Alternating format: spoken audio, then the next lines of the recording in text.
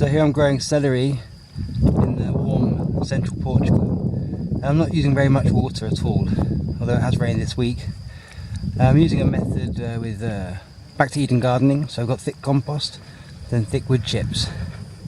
And I companion plant it with onions, and I plant these at the same time as a Portuguese cabbage, a big cabbage, and it just grows underneath. So these big cabbages give us shade, and we cut back all the leaves every week, cook with them, and that gives a lot more sun to the celery, and the leaves grow back to give some shade again. We have some marigolds on the edge to stop the weeds growing in, and then behind I'm growing some broccoli, and then here we have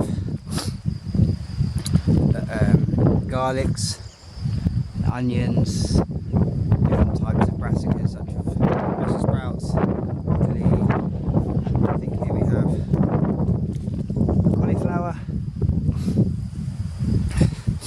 We have some more cauliflowers, cabbages, and over here we don't really have to do much weeding. The wood chips suppress the weeds. We used to get a few at the start, and over time the weeds are reducing and they come out very easily. And then over here we have another bed we have prepared for next winter. The first bed we planted in just after we made it, but this one we're going to leave for most of the year, and we think that will suppress more of the weeds, because each place that you put a hole in to plant something is a place weeds can come out, and some of the soil that comes out also goes on top, so some weeds can germinate in there. So we're going to leave this.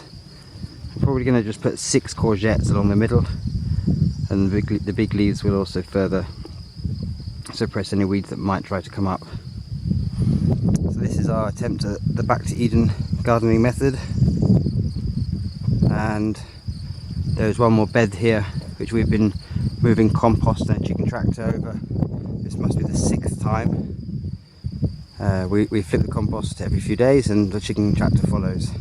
So this is already going to have a thick amount of compost before we bring in the wood chips. The only reason we're not putting wood chips here now is because we just don't have enough wood chips yet.